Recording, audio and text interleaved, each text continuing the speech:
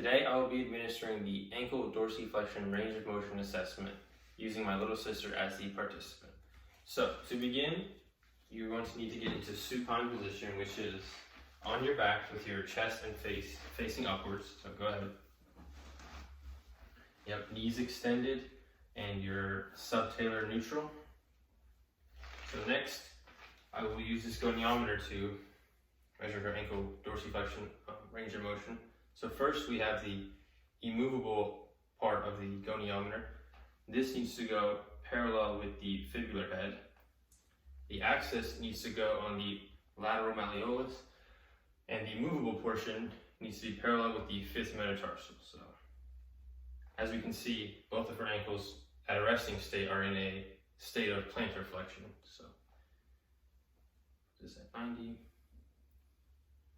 just on the lateral malleolus, parallel with the fibular head.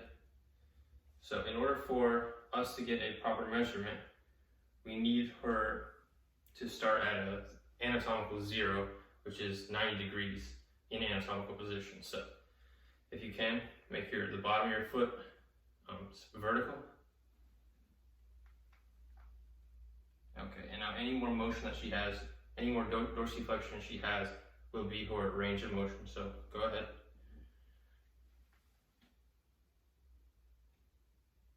Okay, this is about 6 degrees range of motion here. Now we will do the same dorsiflexion ankle range of motion test, but we will use the other ankle, which will be the right ankle, because we want to make sure we look for any discrepancies or any major differences between the range of motions in both of our ankles.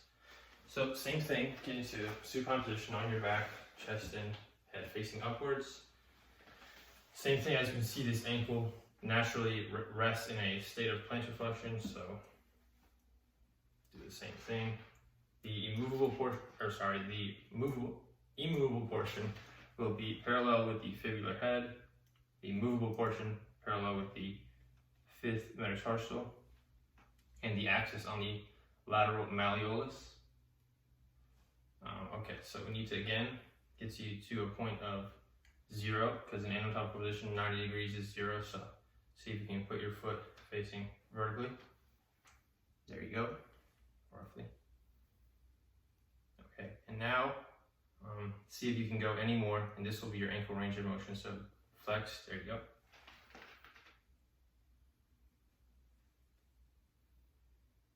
This is just about 7 degrees. 7 degrees. After doing the ankle dorsiflexion range of motion test on both ankles, we concluded that the right ankle had a dorsiflexion range of motion measurement of 7 degrees, and the left had a measurement of 6 degrees. Both of these measurements are normal because any measurement from 0 to 20 is normal. So, despite being normal, it's still good to be able to stretch the muscles that help to dorsiflex in order to be able to have a better range of motion of dorsiflexion. So one of those exercises is where you can use a towel or a band. So basically you're going to sit with your feet here. You're going to hold this towel and put it around probably the upper portion of your foot. Yeah, right there.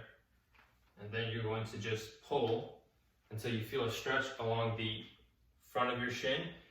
This muscle on the front of the shin is known as the tibialis anterior, and this is one of the muscles that helps us to dorsiflex. So by stretching this, our range of motion of dorsiflexion can increase. Another exercise that we can do to stretch the muscles that help with dorsiflexion, which is the front of the shin, which is the tibialis anterior, and also a little bit the side of the leg, which is the peroneus longus. So another exercise we can do is you're going to get on your knees with your shins beneath you and try to sit forward onto your shins. There you go.